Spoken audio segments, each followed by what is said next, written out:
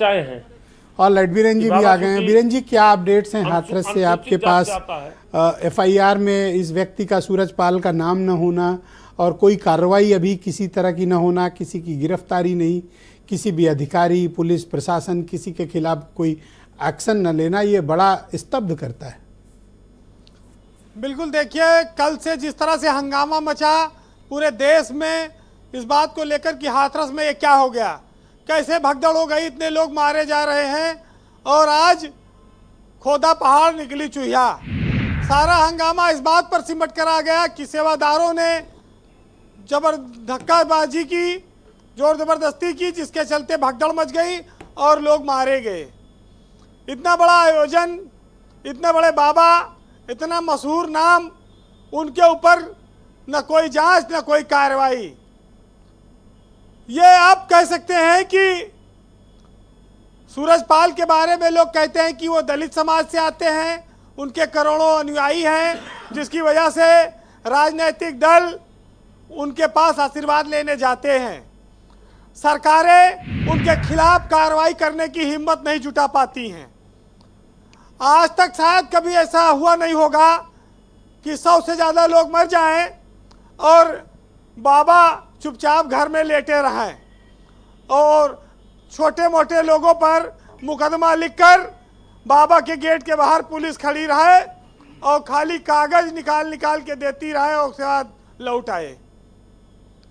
सोचिए कि इस देश में पाखंड, अंधविश्वास की जड़ें कितनी गहरी हैं, जिसका फायदा ये बाबा लोग उठाते हैं और जिससे सरकारें तक डरती हैं।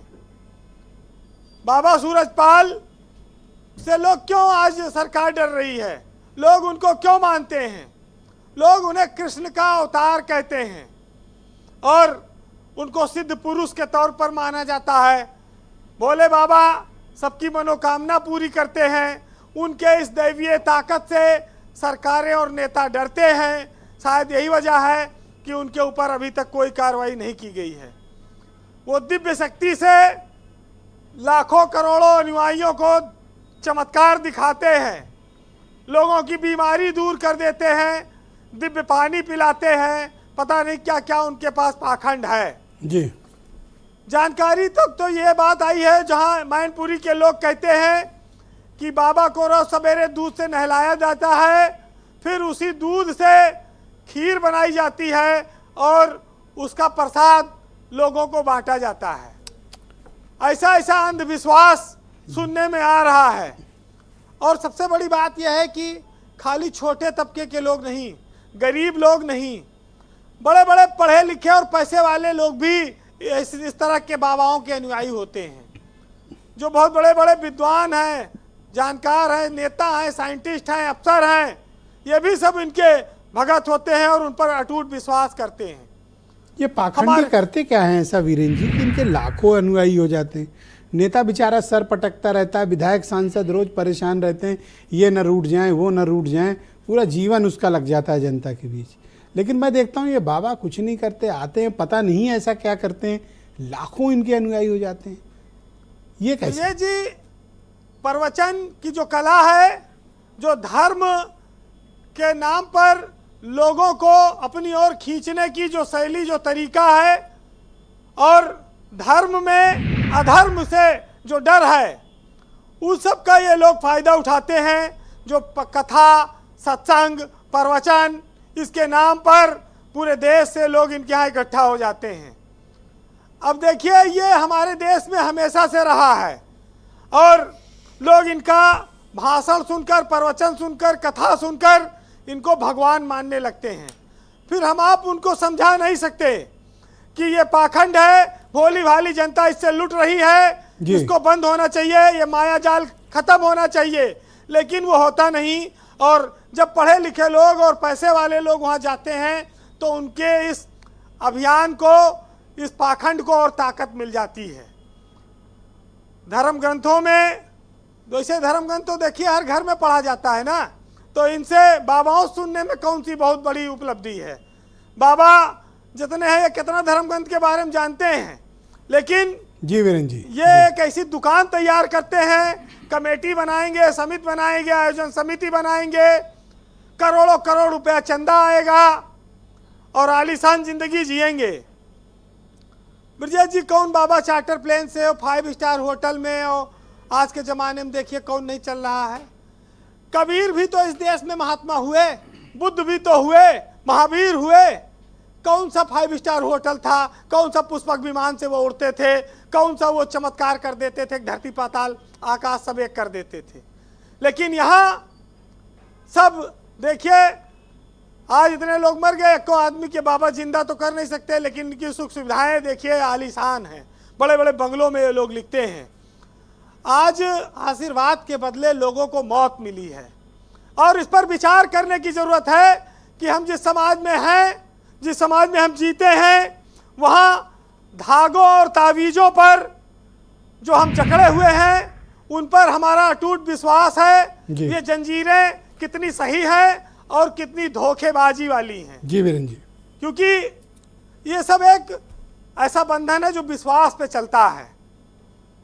वैसे बहुत ज़्यादा हम लोग इन चीज़ों पर नहीं बोल सकते, क्योंकि ये समाज में करोड़ों लोगों के भावनाओं की बात है। जो आज अस्पताल में लेटे हैं वो भी कर रहे हैं बाबा गलती नहीं है, बाबा तो भगवान के अवतार हैं, वो तो चले गए थे। तो जब अच्छा, अभी भी कह रहे हैं? बहुत सारी महिलाएं कह रही हैं, और मरने वालों में महिलाएं ही ज़्यादा हैं, बच्चे ज़्यादा हैं। अरे आप सोचिए कि आपने तो देखा कि बच्चों के मुंह में मट्टी भरी हुई थी, महिलाओं के तो मैं दलदल मैं भी बताया कि ज़्यादातर मौत कीचड़ जो है कुचल कर हुई, सांस फूलने से हुई, सांस नहीं ले पाए, उसी में मर गए। तो ये कहाँ चला गया जो है सब चमत्कार जो लोगों को दिखाई नहीं पड़ा। लेकिन समस्या इस देश की है कि हम इस देश की तरक्की के बजाय हमेशा गरीबी, अज्ञानता और बीमारियों से लड़ते रहे। अंधविश्वास से हम कभी नहीं लड़ पाए।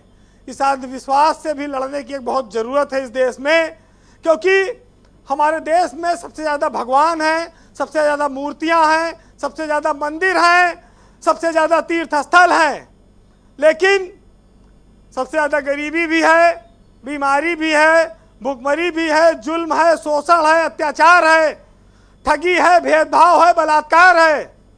और इन सब चीज़ों पर भी हमको हमारे देश के लोगों को अभियान चलाना पड़ेगा। मरने वाले ज़्यादातर गरीब गुरबा किसान हैं और हमेशा मरते हैं। कभी बारिश नहीं होगी तो किसान मरेगा, कभी भगदड़ होगी तो गरीब गुरबा और अंधभक्त मरेंगे। तमाम सारी चीज़ें ऐसी इस देश में होती रही हैं जिन पर लगाम नहीं लग पाई है जी। और आज की कार्रवाइयाँ ये बताती हैं कि जैसे सदियों से रीत चली आई है वैसे होगी। जो सक्षम और प्रभावशाली लोग हैं उनको हमेशा बख्श दिया जाएगा। बहरहाल हमारे यहाँ रफ़ीक सदानी एक शायर थे, वो सरकारों की ऐसी हालत पर, गरीब गुरबा और किसानों की दुर्दशा पर बड़ा बेबाक लिखते थे।